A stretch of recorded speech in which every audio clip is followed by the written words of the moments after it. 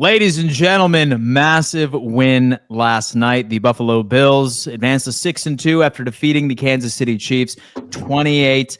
A showout from the defense. Our pass game looked alive. It's what I feel that Bills Mafia needed to see. And lo and behold, putting ourselves in a quality position, as long as we maintain some sort of consistency, to hopefully still be on the verge of that 1 seed. We'll save that for later. Kev, what's going on with you today, man? Talk to me. I mean, you can't ever complain after beating the Chiefs. I know we're going to hang our November banner every year for the last 5 years, but I'm going to hang the November banner because that's the month we're in. And that's the most important thing right now. You have to make the playoffs. That's something the Chiefs are having an uphill battle. They're going to be playing against the Ravens for the same spot, as well as Denver and the Chargers. They have a lot to worry about on their own plate. But for the Bills, you're looking forward to an ability to go to Foxborough with the division on the line. And every other year, the Bills have this situation, Dan. So I'm pretty excited to be able to be in that situation to play for the division, play for the 1 seed. And by winning yesterday allowed you to do so. So ultimately, I'm in a great mood. I thought that they'd come out and they were ticking on all cylinders. But it was the Bills actually coming off a good Panthers win that were ticking on all cylinders. Good team. That's a good team down in Carolina. Decent team on the road to beat them like that. Damn, man. I can tell you that. Z-Bot, what's going on? And so I enjoyed your stream with Rico and the dance for about 5 minutes right before it started.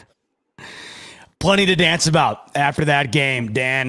Beyond stoked. Never been more happy to be wrong, I had said, and I think we all kind of agreed to some extent. We needed to see it to believe it, right? We needed to see these Bills go out and perform at a high level against a top-tier team. And I think we could all agree going into Sunday afternoon, the Chiefs were playing like perhaps the best team in the NFL. It seemed as though they were back, especially offensively. And what the Buffalo Bills were able to do to them on Sunday afternoon collectively, when we talk about complimentary football, it was a full-cylinder football game. Josh Allen was incredible. That was the one thing we were looking for above anything. Could Josh Allen come out and have an extraordinary game, despite the criticism of the past game, despite maybe not having his best performances over the last couple of games? Could he go out and right those wrongs in a massive, massive Week 9 matchup?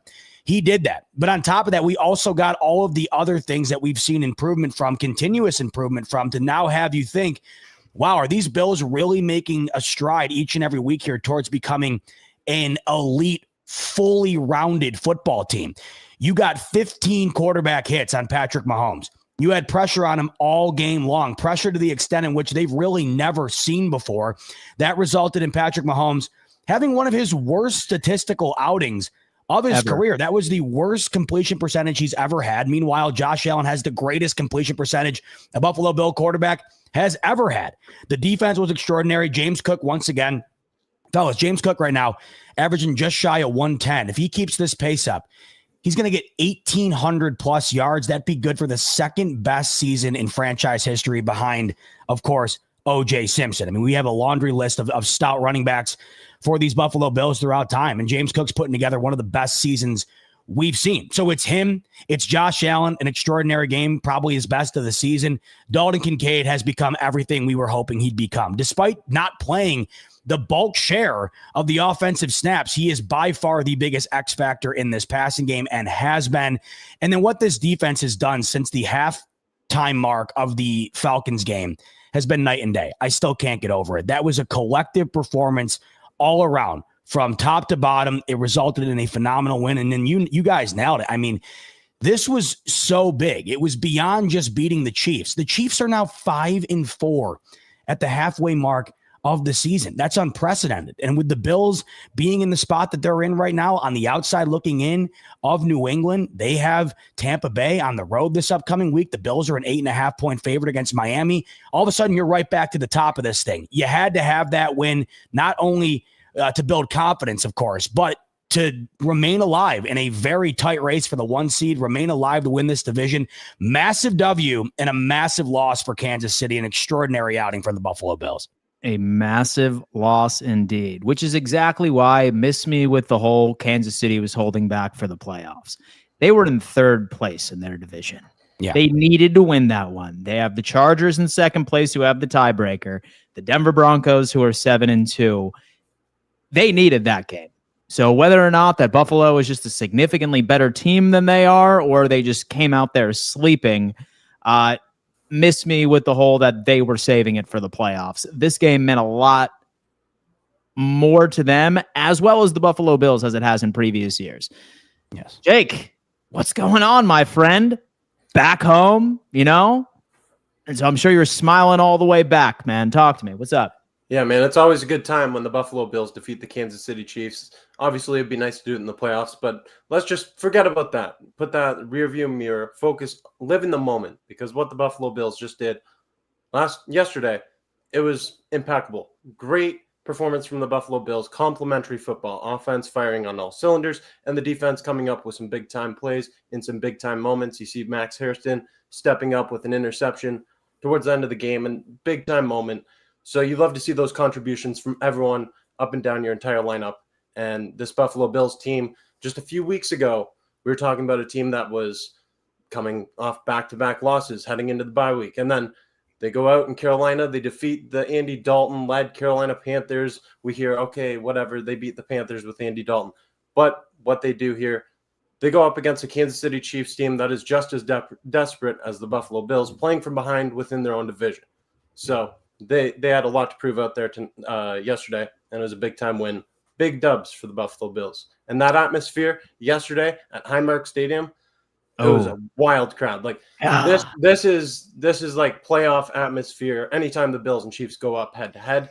And last time I've seen it like that probably would have been the Ravens game for the divisional round last season. I heard it was the loudest Mr. Brightside ever. Can you confirm that? It's you know what? It's that one, or it's the Baltimore Ravens home opener this year. Those are both pretty close because like both walk-off moments, different. Obviously, offensively walk-off moment for the home opener, and then swatting it away. No Hail Mary. Get that garbage out of here. And so I'll tell you what I would like to do is focus on the defense, because I feel like, talk about a unit that has been public enemy number one from the beginning of the season. I saw every single narrative die out on that field against the very good Kansas City Chiefs offense. Quality defensive line, as Z-Bot mentioned, pressure in Patrick Mahomes' face. I thought that I read 28 total pressures in total. Like, this team was just getting after him. When Joey Bosa was a man possessed, he obviously feels a certain type of way for this Kansas City Chiefs team. He was an impact player. Gregory Rousseau, who many fans question why we paid him in the first place, led the team in overall pressures. He was an absolute dog. Cole Bishop, right? In my opinion, he was the best player out on the field. Yep. Last night was Cole Bishop. And Maxwell Hairston, as mentioned earlier, watching him go stride for stride, doing exactly what we drafted him to do, was a thing of beauty. And I feel so happy for the young man, you know? Like, his first interception was against Patrick Mahomes. How could you write it any differently for a first-year player going into his second game? But let's talk about this defense right here. Like, what stood out to you? There's plenty to choose from. Like, what was truly the impact for you on Sunday night? Kevin, go ahead.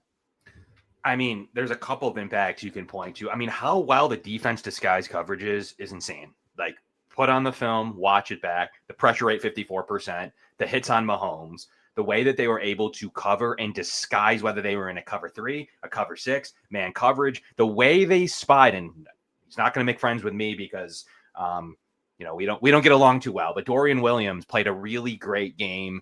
He spied Mahomes in a devastating fashion at the line of scrimmage. Something the Bills just put on film that I'm excited to see if other people copy. They spied Mahomes at the line of scrimmage. Literally, Dorian Williams with 1 yard, literally getting blocked by the center at one point, making sure that Mahomes didn't leave the pocket. And he only ran once in that game, and it was toward the goal line, and it was with no space. Other than that, that was one of the things that the Bills took right out of the game. Their deepest air yards were played here in this game. They looked awful from every stretch of the imagination. The game wasn't as close as the score said. I'm sorry, it really wasn't. We've seen similar games that are really, really, really close between these two teams. And I know they came down to a Hail Mary, but it also took a couple of crazy plays to even get that to that stage. But 44% completion percentage, career low, 13.1% ADOT, career high for Patrick Mahomes, average depth of target, 444 air yards and only 69 yak yards, and hit him a career high 15 times. The amount of yak that we complain about on this roster is crazy. The Bills play a little bit different style, but those air yards do not equal wins, and that is the biggest misconception about football. The Chiefs look terrible. The Bills put them in a binding position. Hands down to this D-line. I cannot stress how well that Rousseau and Epinesa laid the hit of the year almost. I cannot stress how good this D-line is, Dan. I've been talking about it on this show. This is a different D-line and a different O-line the Bills are going to take into the playoffs for once out of any Josh Allen's teams. This is his weapon with James Cook, the running game and the D-line. This is his weapons that he's getting, not necessarily Jamar Chase. So one thing that I was looking at, like a lot of people are nervous now that Ed Oliver and Michael Hoyt are gone.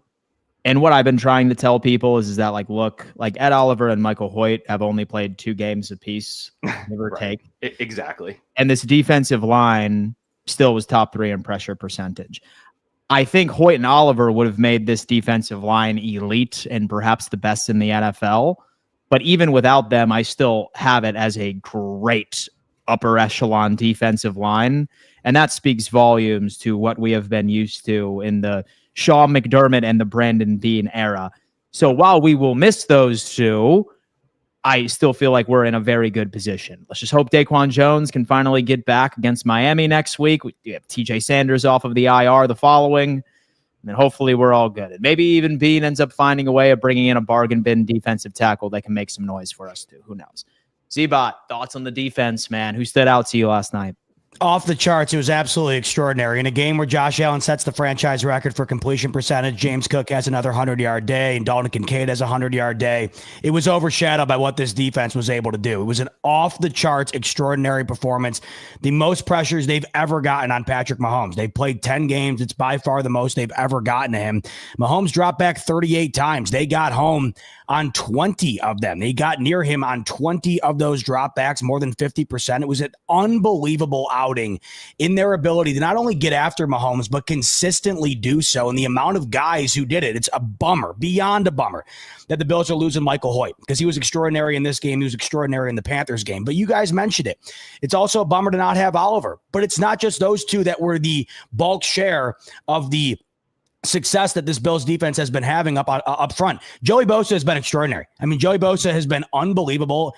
Yesterday was no exception. Joey Bosa was incredible in that football game. Greg Rousseau, 9 pressures in that game. Off the charts. I mean, it's just extraordinary watching the laundry list of guys contribute to what has been the best Bills defensive front they've had since Josh Allen has become the quarterback. And you guys nailed it. It is the biggest asset for him currently. Him in this that defensive presence in this run game. This is how you win championships. The Bills have both of those things locked down right now. And then the other thing too here you have to address is the fact that Maxwell Hairston shadowed Xavier Worthy in this game. It's why we wanted him ready to go for the Kansas City game. It was a perfect opportunity to see what skill set he was going to be able to bring to the table. And the skill set he brought is exactly what the Buffalo Bills drafted him to bring to this defense. Speed and the ability to keep up with a guy like Xavier Worthy. He shadowed him all game. I looked to the pass down the right side of the field. He was literally blanketing him the entire way. And then, of course, he has his first career interception in a pivotal spot. Cole Bishop was the best defensive player on the football field in that game. I can't get over the performance that he had in crucial spots, batting down the Hail Mary, the first Hail Mary attempt, the 4th down conversion that was for Kansas City, batting the ball down there. He was all over the place. The ability to have the conjunction of that D front getting home and then allowing the back end to take advantage of that pressure. You're forcing Mahomes into throws that he doesn't want to make. So you're putting him in a rough spot, and it's setting up that back end to be in a great spot. They took advantage of that. Just overall, what they've done since the halftime mark of the Falcons game cannot be understated. I mean, they have 10 sacks in the last 2 games. They really shut down a Panthers run game that was one of the league's best going into that. And we talked about this. Carolina is not a Super Bowl contender, but they are not the Jets or the Titans or the Saints. They are a good middle of the pack team. You just watched them beat the Green Bay Packers, who were the 1 seed in the NFC going into Sunday, on the road. They beat them in Lambeau. So this is a team that, the Bills scored 40 points against that Panthers team, and the Packers could barely muster a point throughout the entire game. So I'm not writing that game off, but we did want to see the ability to do it against a team like Kansas City, and it's exactly what you got. So you're stringing together some really damn good performances here, and if Josh Allen can consistently put on display what we saw Sunday, if we can get back to more of that, this team right now is clicking on all cylinders, and it's exactly the football team we were hoping we'd see this year, because that football team right there is a championship caliber football team. That is a championship caliber football team indeed. Jake, thoughts, biggest standouts to you on the defensive side of the football? Biggest standout on the defensive side of the football has to be Max Hairston, the rookie. I mean, this is a guy who this is a guy, yeah. This player right here. Yeah, here's a guy. You know exactly what I'm touching on there. Max Hairston. So he missed training camp. He missed the preseason. He didn't even play in his first game until last week as a rookie, and to come in, get caught up to speed just like that, be game ready for action against the Kansas City Chiefs, a team that's won the Super Bowl in 2 of the last 3 years, a team led by Patrick Mahomes. That is incredible. And to come up with the moment, he actually came down with the interception, held on to that, so he deserves a lot of credit for that. Max Hairston hyped up the crowd in a big time way with that interception in the fourth quarter. Can't get any bigger than that for someone who's really just in his second game, his first game at Highmark Stadium, and he energized that building on Sunday. And you know who else energized that building on Sunday? He deserves a little credit for how much he does this. It's Jordan Phillips. That guy, ultimate hype man.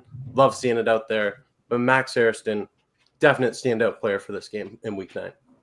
It's so refreshing and even equally impressive that he has been able to put back-to-back quality performances after missing virtually all of the offseason and all of the regular season. I'm glad that McDermott's hands were tied and he had no possible answer to fixing the CB2 position, but besides to throw Maxwell Hairston out right into the Wolves. Thankfully, he did. My question for you guys, and I'm kind of curious about this. I kind of have an idea of why, but I'm still interested. Cole Bishop, where did this come from? My theory is that he feels more comfortable operating with Jordan Poyer. I think that might be it. Like maybe Rapp was dragging him down. But we were seeing Cole Bishop out there literally looking like prime Ed Reed. Dude was out there hitting hard. He sent Travis Kelce into a new dimension. That might have been my favorite part of the game. I'm sorry, but that was incredible. Yeah. That was he put him into the upside down. Yeah, I mean he absolutely put him into another dimension. Dude, holy hell! So what are y'all's theories? What clicked for Cole Bishop last night?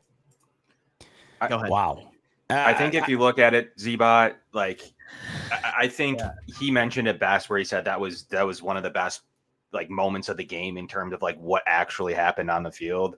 And I think his development to the point of Cole Bishop in general, his development is huge. The Bills were lacking safeties. We were yelling about Rapp. We were yelling, is Hamlin even is he going to be the one that's going to start the year? We were all in a tizzy. But I think there's development that happens to these players that have 9.8 RAS scores. These guys are athletic. They're drafted for a mission. They're drafted on purpose. The guy's a good defensive coordinator. Whether you like his use of timeouts and or challenges, we can have that debate on a different show, on a different offseason show or something.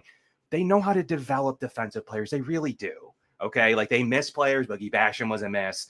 They've missed in the second round specifically. AJ Epinesa developed and is a really good player for this roster. He is an absolute hit in the late second round. The same thing can be said for other players as you look at the roster, and most importantly, Cole Bishop's development after he's kind of playing fast.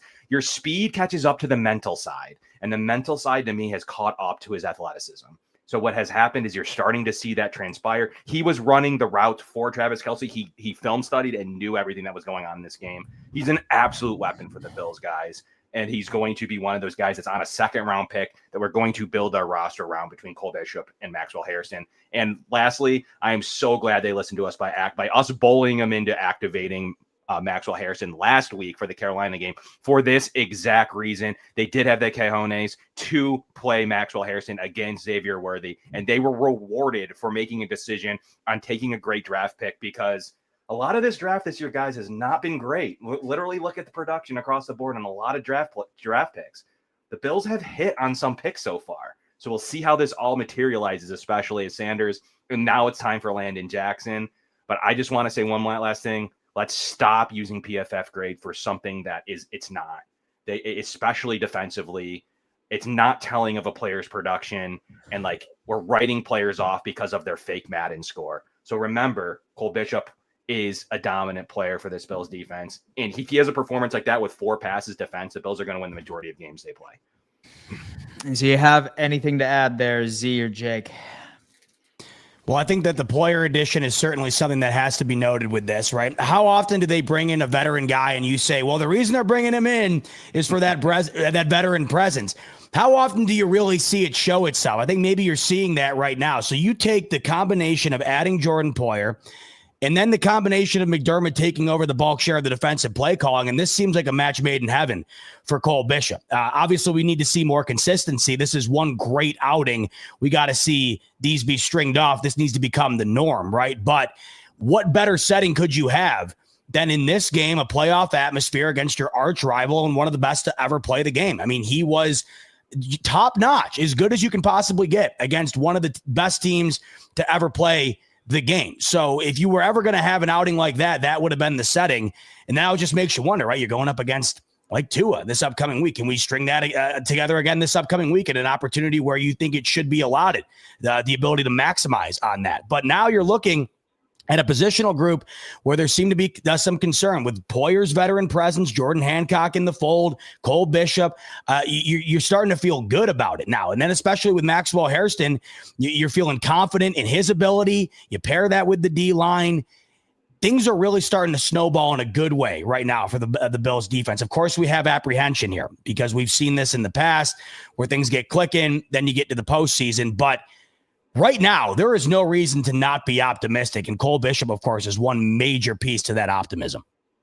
And just to add to what you're touching on with Jordan Poyer, I think that even can go back to last season with the addition, bringing back Micah Hyde, because obviously if that felt planned, the Bills draft Cole Bishop in 2024.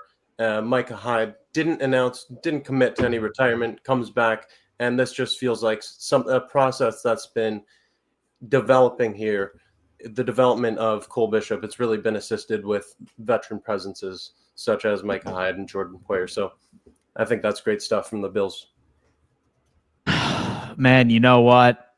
This defense has really quieted a lot of critics, which is ideal. Thank God we're finally putting it together.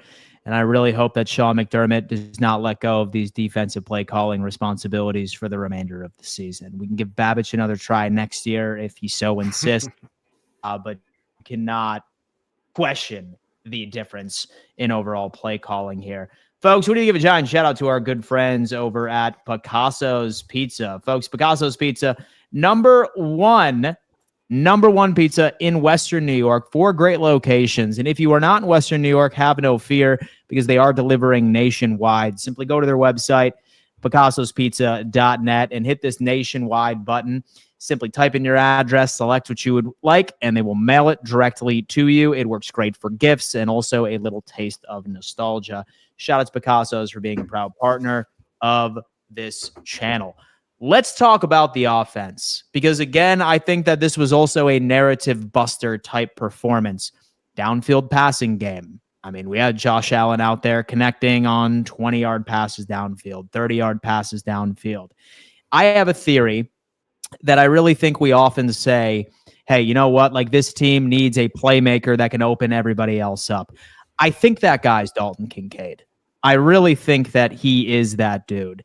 Last week, a lot of the criticism had to do with, yes, the Bills won in dominant fashion, but the pass game just wasn't there, where Dalton Kincaid was on a pitch count. This week was all systems go, and the young man ultimately ends up going for over 100 yards, was a menace down the middle. How about Elijah Moore with a damn play downfield as well? This ultimately ended up working out. The Buffalo Bills ended up finding their groove against a very good defense. Make no mistake, a very good passing defense. This was a wonderful performance, and I'm curious to hear what y'all's thoughts are right about this pass game and this offense as a whole. Some standouts go off. I'm going to start off with Jake on this one. Jake, biggest standouts for you for this Buffalo Bills offense? Yeah, it's Dalton Kincaid. Dalton Kincaid, that guy, he has turned it up to another level this season. And all of his touchdowns this season have come at home. He is home cooking for the Buffalo Bills, and he's become a dog on that offense. 6 receptions, over 100 yards against the Kansas City Chiefs. It felt like a bit of a redemption game, obviously, the way that things ended last season. But this guy has been a man on a mission in 2025. He's been a reliable target for Josh Allen.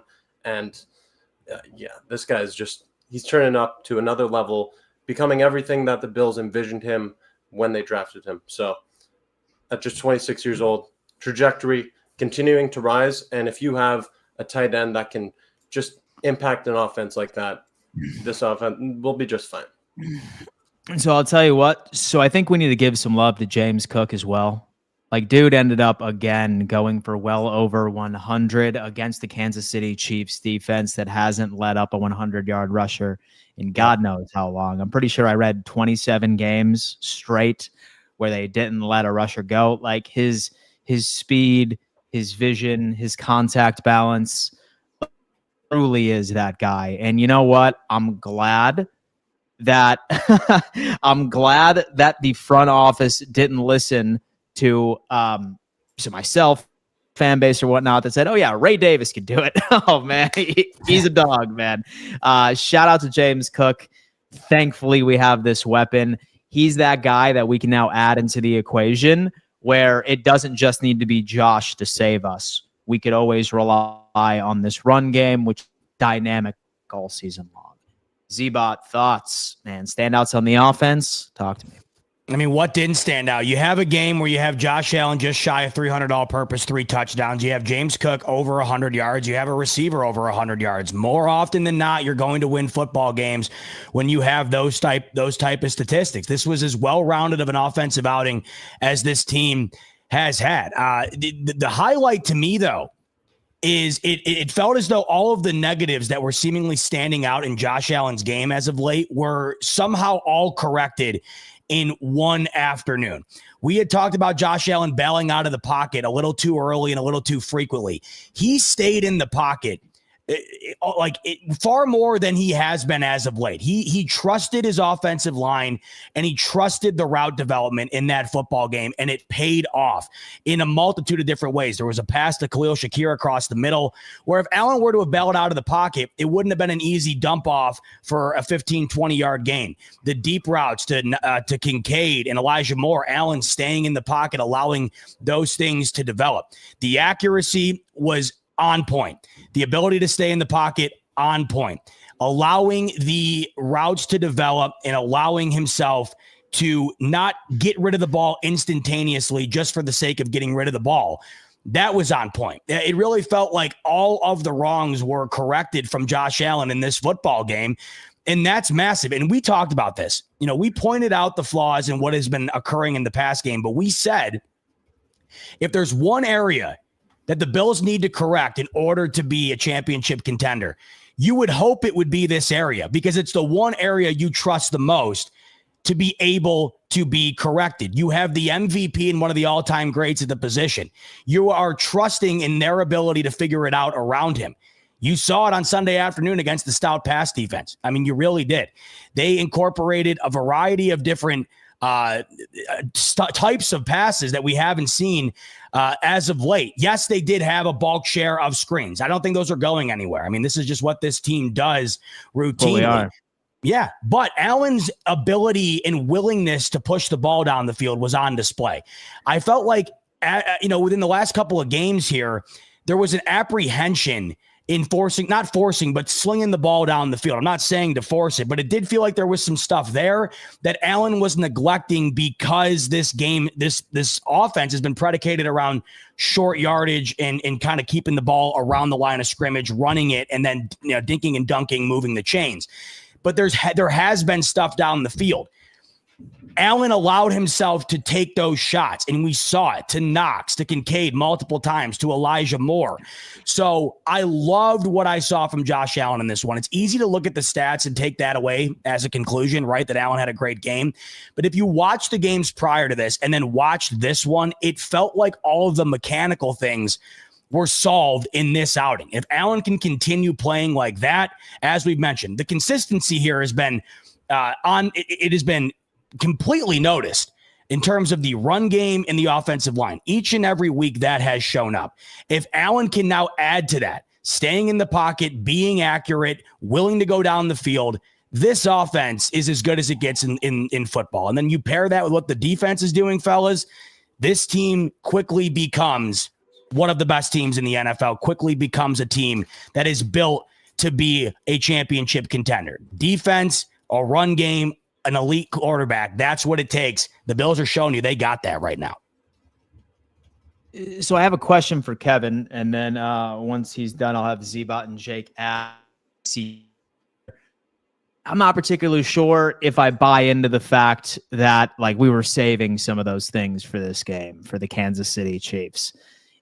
In my opinion, something must have been different offense where Allen just fell to hell. What is there a world where like you could see we did save some of for a matchup like?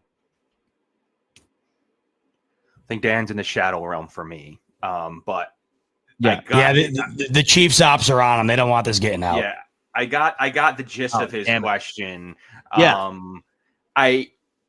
I think it's always a tough debate for a team, and even the Bills in this case, that were in second in the division and really are facing a Patriots team that has a very weak schedule, even weaker than the Bills, very weak. You're talking about the Giants, the Titans, and the Raiders, weaker than the Bills. So it's tough for me to assume that in a premier matchup, you're going to go with your B plays or your B or C plays. I just think that there is a little bit of that. We saw a little bit of this here. I can say formationally, I think there was a little bit of holding some stuff back at times, depending on the script and the moments. But yesterday, I really feel like they went with their A game plan. I don't think they held a ton back. If they acquire a receiver or something along those lines, maybe there'll be some stuff held back. But this is a true A style game for me. And they definitely didn't hold anything back defensively. That McDermott said, this is what we got. This is the players that we have. We're running Cam Lewis. We're running Dorian Williams spy. We're disguising coverage. We're mixing and matching with Hancock and Harrison. That they didn't hold anything back defensively. So it is now up for the Chiefs, as they usually do, to counter. And they're going to tell you that this long passing game they ran was not. This was their vanilla style, because this is what they say when they lose every game in the regular season to us. And for some reason, moments or things change in the postseason, whether it's injuries, whether it's just coming up short, whether it's nothing game plan wise, in my opinion. It's just the Bills are finishing in the regular season and they're one play short in the playoffs. But I think this D-line is the difference in what has always happened. The Bills' defensive ends are playing at another level right now. 9 pressures for Russo, 8 for Bosa. It's that wins you football games, as we saw it against the Eagles. And I still think the Bills go out and get up to defensive line tomorrow. So, Dan, I don't believe they're holding anything back, in my opinion, at least from a Bills perspective. There has been at times, I do think that. I thought a little bit against Baltimore to start the game. They were very slow. And I thought a little bit as the Saints game went on too. But I don't think ultimately they're holding much back. Definitely not yesterday. Mm-hmm. Tell you what, it was just refreshing. Like seeing this team in 2024. I'm glad we got that slump over. I think moving forward for like record predictions, I think from now on we should always associate games in a row and on going into the season. We should just know that we're going to drop 2 stinkers and then together at the end. You know what's interesting about this question, though, Dan, when we're talking about whether or not the Bills really put their A game forward? I think Kevin nailed it. The defensive scheme was you don't not put your A game forward when you have the results that they had in that game. You don't force Mahomes to have one of his worst. You don't force a first ballot Hall of Famer with the prowess that he has into a game like that unless you have your A game. But let's talk about the offense here. Because while I don't think that Brady and Allen in the offense went into this game with the mindset that they were going to conceal things, I think the best part about this win was they were able to do it without having to do anything crazy. They ran the ball with Cook 27 times. I mean, how much can you really reveal when you're pounding the rock to that extent? Even if you wanted to show everything you had, I mean, even if you ran through your whole playbook, when you run it 27 times, I mean, really, what are you showing? Josh Allen, 26 pass attempts. They still ran, 7 or 8 screens like they always do. The deep balls that they had, it wasn't like they were running double reverses and pitching it back to Allen and chucking it deep. I mean, I don't think I looked at this game and saw them pull out another gear or pull out another page of the playbook that they implemented in order to do what they did. This is why I thought one of the biggest benefits of this W was the fact that they were able to do it in the style in which they did. I mean, you had 10 different guys catch a ball in this game, and I know the receiver production still isn't what anybody would want it to be, but they are focusing on getting the ball to their primary playmakers, and that is James Cook, Dalton Kincaid, and Khalil Shakir. And it's no secret as to why those 3 guys by far were the biggest focal point of the offense. But when you're watching that offense, you run it 27 times. They're just doing the little things right. The tush push is back. Thank God. How many times did it work in that football game? And you go back to a couple of weeks ago. If they hadn't decided to make what clearly seems to be a conscious effort to re-implement into the offense, like what would that have looked like? Because they ran it numerous times. It worked every single time. But it's just the little things, too, that I liked. Like, for instance, a short yardage situation where everyone's expecting run on the KC side of things. And it's a play action, Allen boot to the right, short dump to James Cook for a first down. It's just little things like that where it's not this revelation that they're making on offense, but it's just the right approach. The only call throughout the game that I really scratched my head and said, what are we doing? There were 2. The 3rd and 10 screen just can't be called. You can't be calling a screen on 3rd and 10. I don't care if you're playing Kansas City or you're playing the Jets. I just hated the play call. And then 4th and 2, James Cook in the first quarter, he had 6 yards per carry. He already had 42 yards. They were running the ball down their throat. They line Allen up in shotgun, and they throw the ball over the middle. Didn't love that either. Outside of that, I thought that they just stuck to their guns. And so one thing I like about Joe Brady a lot, if it's working, he sticks with it. And they showed you right off the bat, 7-minute drive, touchdown. And they proved on that opening drive they were going to be able to establish the run. And then the one other thing, too, they took advantage of KC's inability to defend play action. They established that run game. They implemented play action. It was a beautiful offensive game plan and a beautiful execution in a way that I don't think required them to show their full deck of cards before they inevitably play these guys again in January. And lastly, Dan, Folks, real quick. The Bills just restructured Taron Johnson's salary. They got some. Wait a minute. There you go. You're bringing it up anyways. The Bills. What's coming around the bend, gentlemen? The Bills just restructured cornerback Taron Johnson, freeing up an extra $1.7 million. Before this, I want to say we were around $1.7 million. Okay, so which is going to give us north of about 3 right now. And trade Curtis Samuel, do it. You're going to free up a lot of money. Send Curtis Samuel to a team that desperately needs a wide receiver or a filler, perhaps. Maybe, hey, listen, we'll take Chris Olave, but hey, we'll still give you a veteran so you could help out with Tyler Shook. Like this year, let's be honest with ourselves. It's pretty clear, or say that you were to ask the majority of the fan base, like wide receiver is still most important to me for this trade deadline. Say that we only could pick one position, I'm still picking wide receiver over defensive tackle as far as acquisition, if we could only afford one move. But this Taron Johnson move makes me think that maybe Brandon Beane is targeting both. Maybe he is looking for some additional defensive tackle help on top of bringing in somebody that can be a threat out on the perimeter. Thoughts on this, Jake? We have the trade deadline coming over tomorrow. In a dream world, who are you bringing in? And then in a realistic world, who are you bringing in? Talk to me. My dream world's Brian Thomas Jr., and I think it's somewhat realistic. I don't think it's necessarily going to happen, but I think it's very plausible. Someone who's still on a rookie contract, that's a move that the Bills can make. It's whether or not they want to give the assets to Jacksonville, and if Jacksonville actually wants to make that move, if they feel it's worth it. But I think that with this news, Taron Johnson being restructured, we should be anticipating a move here in the next 24 hours, hopefully soon. I want to see a move made, and I think with Michael Hoyt going down yesterday, I think that is something that position right there at defensive edge, I think that there's potential that the Bills might want to look to address that. Wide receiver to me is still, even though we saw the offense clicking against Kansas City, we've seen them clicking here. I still would like to get that one wide receiver that can really help elevate this offense to another level. But we got to remember Joshua Palmer out with injury right now. So potentially the injury to Hoyt does impact what they want to do at the trade deadline, but that remains to be seen. My priority remains at wide receiver, though. The priority remains at wide receiver, Z-Bot. And so in a dream world, so in a realistic world, man, what are you hoping for? I don't know, but I'm hoping for something. This is starting to make me think like a dream of some sort might become a reality. You're making a move here. I don't think this is a coincidence, right? You're restructuring Taron Johnson the day before the trade deadline. Now I'm wondering, is there already something in place? And Bean tells whoever he's working with, okay, let me do this and let me dot my I's and cross my T's here so I can make sure we get this done soundly.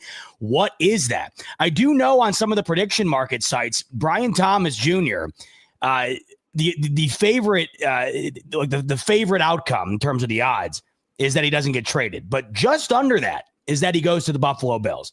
That would be something. I still don't understand why Jacksonville would do that, especially. Yeah, it's weird, especially because they just put Travis Hunter on IR, so it really doesn't make sense at all.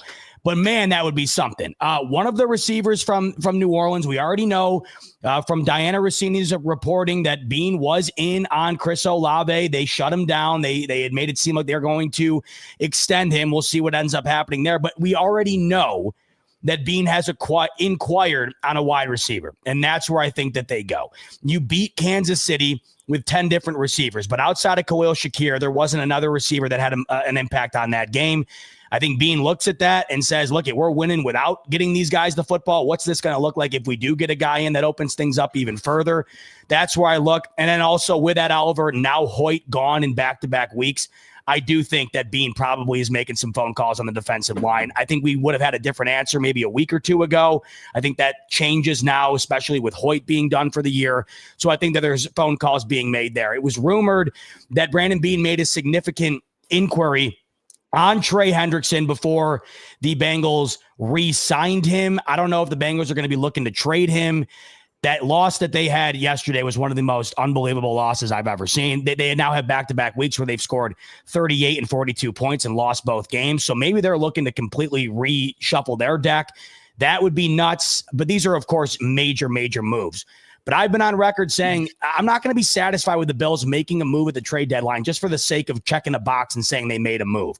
If they're going to make a move, I want it to be something substantial. And I'm hoping that this restructuring of Taron Johnson maybe allows us to get to a point where that's more that's more capable of being done than maybe it was just an hour ago. And see, my dream world and my realistic world are very different. And so my dream world is obviously a guy like Jordan Addison or Jalen Waddle, and then also bringing in Calais Campbell onto this defensive line. But realistically, I'm just prepping myself for Jacoby Myers and Sebastian Joseph Day from the Tennessee Titans. I think that is probably more aligned with where this front office is going to go. I'm holding on to hope for Olave. As far as wide receivers, like I don't need a guy with wide receiver one upside. I need a dude, right? Like I need a dude team. Like plenty of guys on this roster already with wide receiver one upside. So I'm praying for an Olave. I'm praying like say that we can make an AJ Brown thing work, cool, but whatever. Kev, thoughts, dream world and realistic world. Go ahead. Just knowing the way the cap operates, I hate to be this guy, and I'm usually the most optimistic one. That could be in-season money. Like, you have to put Michael Hoyt on IR, and unfortunately, in the sport of football, you still owe a player. It's not like, I think, hockey where you can, like, stash people on, like, long-term IR. There's some weird rules, and everybody's spending way too much money, and, like, they don't have it, and everyone's arguing about keeping superstars on IR and stuff like that into the playoffs. It's super weird. The football does not have that. There's no clause that putting a player on IR helps you. So, like, it's hard to like, and baseball doesn't have a cap, so it doesn't matter in that sport. But in football, like, you put a guy on IR, you still owe him every cap dollar. So when it comes to that side of it, unfortunately, they already have to fill Michael Hoyt's roster spot. And even with a minimum level guy or a savvy vet or some dude, it's still like 1 to 1.5. And the Bills are like at 1.7. So like it's possible the move is just for a Hoyt general replacement. Whether it's could be anybody at roster spot use. So I don't want to be that guy on the roster. It wasn't a ton of money. They could have actually, I don't know if they did his entire base salary, Taron Johnson's entire base salary, $5.2 million, and spread out over the remaining this year and 2 more years. It also guarantees him on the roster next year, guys. That's like the side kicker of this whole discussion. We talk about how's Taron playing, and Cam Lewis had a really good game. I actually had one of the best games I saw from a Bills defender yesterday. But this proves you don't spread out $5.2 million for no reason. So I would anticipate him being your nickel next year at the minimum. So I hate to be that guy that could be just in season money, but knowing how the cap works, it could be that. The Bills are still looking for a guy at a minimum salary. Like whether they're still going to make somebody eat money. Like it doesn't matter. Like they have to replace this player on the active roster with somebody. And the person they want coming in, they want a vet salary minimum. So whether that's from a trade market or whether that's from their own free agency pool or even their practice squad, like that is how they're going to approach this. It doesn't necessarily signal anything. All it signals is it correlates with the Hoyt IR. That unfortunately is what it correlates to, not necessarily the trade deadline tomorrow. But to answer your question, dream scenario has always been Jalen Waddle for me. Like he's a guy that they've already paid. You would get on a vet minimum. That team's tanking. Like they've already traded Jalen Phillips, probably a couple more tomorrow. The Bills are going to see a skeleton crew. I would assume that Quinn Ewers is their quarterback at some point this season. So I do anticipate that. And the Bills are getting the start of that. I thought that they would fire McDaniel after next week. We talked about it on this show, Z-Bot, that I thought this was going to be the week. Instead, they fired the GM. Listen, we were 90% right. They fired somebody for whatever reason. They're deciding to hold on to McDaniel till the end of the year. They don't want to pay. I swear to God, they don't want to pay. They are paying. He's probably not cheap. And whatever his salary, they're paying. They're getting every last dollar out of that guy. And at some point, I don't blame them. But I do think this offseason they need to go do their thing. And then a realistic option. I mean, you need a guy in a vet minimum. I think their realistic option is probably someone on the D line. Unfortunately, like a Tavondre Sweat as a guy they evaluated in the draft. If they're really going to sell a John Tech at minimum price for a 4th round pick, I think the Bills have to jump all over that. But it's got to be an edge. You have a couple of options out there from a couple of different teams as well now with the Hoyt role being exercised. Do they go for a Matthew Judon? Do they do something like that? It's very possible that that's the level of move that they would make as like a Boye Mafe from Seattle. Like, it depends who's actually available in these things. And I do have it on good regard from a source inside Cincinnati that the Bills have inquired about Hendrickson. I know that from confidence. I have a very strong confidence level that that's happened. Are they still interested? Can they pay that? Will Cincy come off the pick they want? Those are answers I don't know. I don't know who's eating that money. But we do have some precedent today, guys, and this is where I'll land. Jalen Phillips was traded for a 3rd round pick, and they ate the entire salary.